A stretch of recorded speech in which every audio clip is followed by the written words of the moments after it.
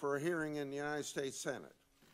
We will do our best. So Mark Zuckerberg, Facebook's founder and CEO, has just finished testifying in front of Congress, where he was grilled by 42 senators for 5 hours.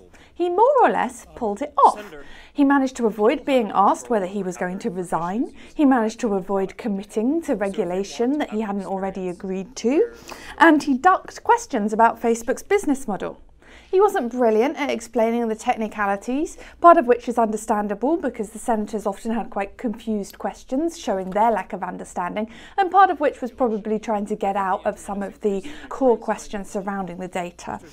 Politically, he was trying to balance being seen as the CEO of, one of the largest companies and most influential companies in the world, which he is, while also telling the story a little bit of his dorm room days and having grown the company to appeal to the senators.